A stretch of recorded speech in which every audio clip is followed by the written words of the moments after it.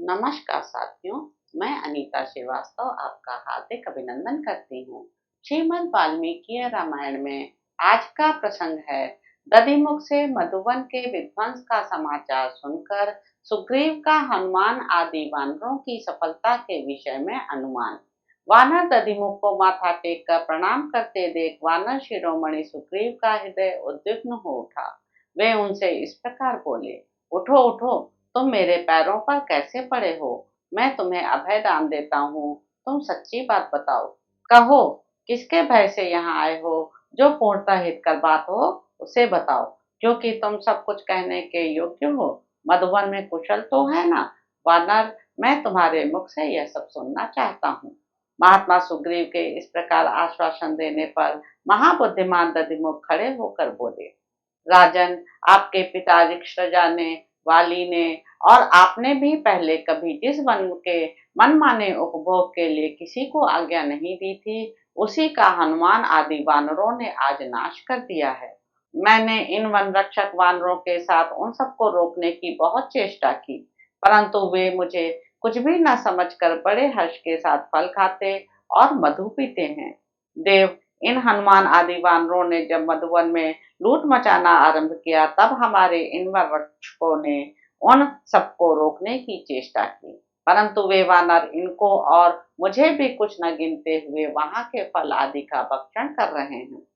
दूसरे वानर वहां खाते पीते तो हैं ही, उनके सामने जो कुछ बच जाता है उसे उठाकर फेंक देते हैं, और जब हम लोग रोकते हैं तब वे सब हमें टेढ़ी बाहें दिखाते हैं।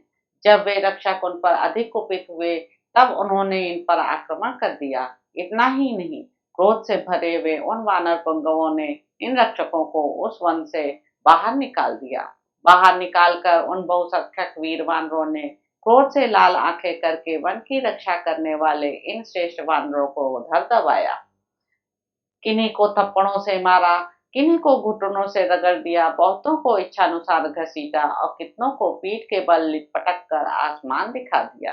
प्रभु, आप जैसे स्वामी के रहते हुए ये शूरवीर वन रक्षक उनके द्वारा इस तरह मारे पीटे गए हैं, और वे अपराधी वानर अपनी इच्छा के अनुसार सारे मधुवन का उपभोग कर रहे हैं।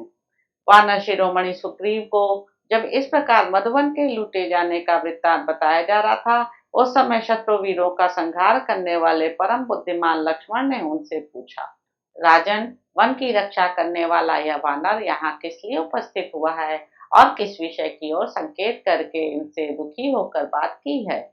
महात्मा लक्ष्मण के इस प्रकार पूछने पर बातचीत करने में कुशल सुग्रीव ने उन्हें यूं उत्तर दिया, आर्य लक्ष्मण, वीर वानर दधिमुख ने मुझसे यह कहा है कि अंगद आदि वीर वानरों ने मधुवन का सारा मधु खा पी लिया है।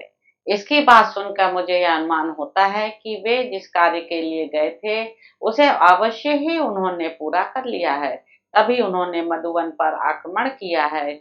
यदि वे अपना कार्य सिद्ध करके न आए होते तो उनके द्वारा ऐसा अपराध नहीं बना होता। वे मेरे मधुवन को लूटने का साहस नहीं कर सकते थे। जब रक्षक उन्हें बारंबार टोकने के लिए आए, तब उन्होंने इन सबको पटक कर घुटनों से रगड़ा है, तथा इन वनवान बानर दधिमुख को भी कुछ नहीं समझा है। ये मेरे उस वन के मालिक या प्रधान रक्षक हैं। मैंने स्वयं ही इन्हें इस कार्य में नियुक्त किया है। इससे जान पड़ता है कि उन्होंने देवी सीता का दर्शन अवश्य कर लिया है। इसमें कोई संदेह नहीं, यह काम और किसी और का नहीं, हनुमान जी का ही है। इस कार्य को सिद्ध करने में हनुमान के सिवा और कोई कारण बना हो, ऐसा संभव नहीं है। वानर शिरोमणि हनुमान में ही कार्य सिद्धि की शक्ति और बुद्धि है। उन्हीं में उद्योग, पराक्रम और शास्त्र ज्ञान भी प्रतिष्ठित है। जिस दल के नेता जामवान और महाबली अंगद हों तथा अधिष्ठाता हनुमान हो, उस दल को विपरीत परिणाम, असफलता मिले, यह संभव नहीं है। दक्षिण दिशा से सीता जी का पता लगाकर लौटे हुए अंगद आदि वीर पुंगवों ने उस मधुवन पर प्रहार किया है, जिसे पददलित करना किसी के लिए भी असंभव था। उन्होंने मधुवन को नष्ट किया, उजाड़ा, और सब वानरों ने मिलकर समूचे वन का मनमाने ढंग से उपभोग किया। इतना ही नहीं, उन्होंने वन के रक्षकों को भी दे मारा और उन्हें अपने घुटनों से मार मार कर घायल कर दिया। इसी बात को बताने के लिए ये विख्यात पराक्रमी वानर दधिमुख जो बड़े मधुरभाषी हैं, यहाँ आए हैं। महाबाहो सुमित्रानंदन, इस बात को आप ठीक समझें कि अब सीता का पता लग गया, क्योंकि वे सभी वानर उस वन में जाकर मधु पी रहे हैं। पुरुष प्रवर विदेह नंदिनी का दर्शन किए बिना उस दिव्य वन का जो देवताओं से मेरे पूर्वज को वरदान के रूप में प्राप्त हुआ है, वे विख्यात वानर कभी विध्वंस नहीं कर सकते थे। सुग्रीव के मुख से निकली हुई कानों को सुख देने वाली यह बात सुनकर धर्मात्मा लक्ष्मण श्री रामचंद्र जी के साथ बहुत प्रसन्न हुए। श्री राम के हर्ष की सीमा न रही और महायशस्वी लक्ष्मण भी हर्ष से खिल उठे। दधिमुख की उपर्युक्त बातें सुनकर सुग्रीव को बड़ा हर्ष हुआ। उन्होंने अपने वन रक्षक को फिर इस प्रकार उत्तर दिया।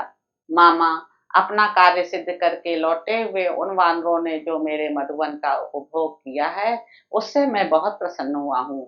अतः तुम्हें भी कृतकृत्य होकर आए हुए उन कपियों की ढिठाई तथा उदंडतापूर्ण चेष्टाओं को क्षमा कर देना चाहिए। अब शीघ्र जाओ और तुम ही उस मधुवन की रक्षा करो।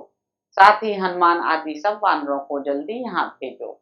मैं सिंह के समान दर्प से भरे हुए उन हनुमान आदि वानरों से शीघ्र मिलना चाहता हूँ और इन दोनों रघुवंशी बंधुओं के साथ में उन कृतार्थ होकर लौटे हुए वीरों से यह पूछना तथा सुनना चाहता हूँ कि सीता की प्राप्ति के लिए क्या प्रयत्न किया जाए। वे दोनों राजकुमार श्री राम और लक्ष्मण पूर्वोक्त समाचार से अपने को सफल मनोरथ मानकर हर्ष से पुलकित हो गए थे। उनकी आंखें प्रसन्नता से खिल उठी थीं। उन्हें इस तरह प्रसन्न देख तथा अपने हर्षोत्फुल्ल अंगों से कार्य सिद्धि को हाथों में आई हुई जान वानर राज सुग्रीव अत्यंत आनंद में निमग्न हो गए। तो इस प्रकार साथियों, सुंदर कांड में निहित 63वां सर्ग यहाँ पर समाप्त होता है। आशा है आपको मेरा कार्य सराहनीय लग रहा होगा। मेरे YouTube चैनल संवाद विद अनीता को लाइक करें, शेयर करें, सब्सक्राइब करें। धन्यवाद साथियों।